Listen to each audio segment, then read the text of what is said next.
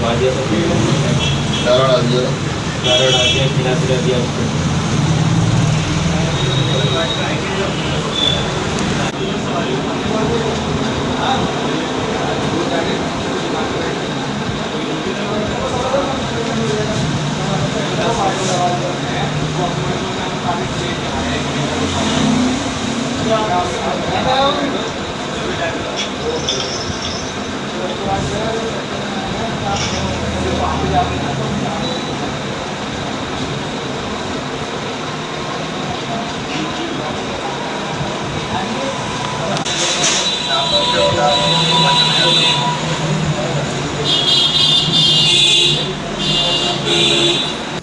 क्या नाम है सर आपका? मेरा नाम सैयद मसूदुल हसन है।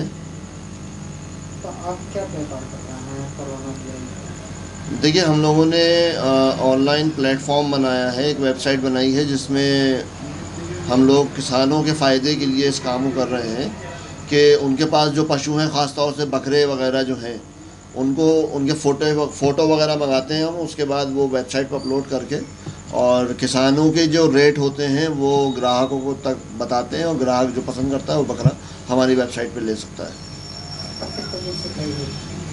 तकरीबन 400 के करीब हम लोग अब तक सप्लाई दे चुके हैं। ये काम हम समाज सेवा के तौर पे कर रहे हैं, और इसमें हमारा ना कोई मुनाफा है ना कोई नुकसान है।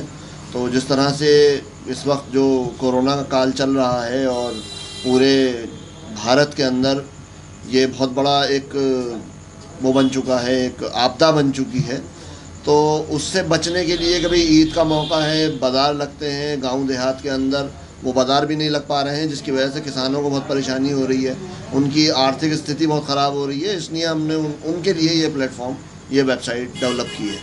क्या दिमाग में आई थी आपको तो ऑनलाइन देखिए, जब जून के महीने से ही लॉकडाउन का मसला चल रहा है, जून के महीने में ये हो रहा था कि डील दी जाएगी कि नहीं दी जाएगी, क्या होगा, कैसे होगा तो बहुत सारे सवाल थे। ख़रीदारों के मन में भी सवाल थे और बेचने वालों के मन में भी सवाल थे। किसान परेशान थे कि हम अपना पूरे साल का पाला हुआ जानवर हम कहाँ बेचेंगे, कैसे करेंगे। तो हमारे दिमाग में ये आया, हमारे पूरी टीम है हमारे साथ, अलीगढ़ मुस्लिम यूनिवर्सिटी के पढ़े हुए सारे लड़के हैं, मैं हूँ, मेरे साथ खालिद रज़ा हैं, फैज़ान अहमद हैं, काशिफ़ अली हैं, अदनान अहमद हैं। तो हम लोगों ने मिल के हमारा दिमाग जोड़ा और हम लोगों ने सोचा कि भाई इस तरीके से हम काम कर सकते हैं। जिस तरह से अमेज़ॉन और फ़्लिपकार्ट पे दुनिया की चीज़ें बिकती हैं, तो इस ईद पर हम और वेबसाइट के ऊपर बकरे बेचें। तो कितने मतलब वेबसाइट पर कितने मतलब देखिए, हमारे वेबसाइट पर सबसे सस्ता बकरा 7,500 का है और सबसे महंगा बकरा 1 लाख तक का है।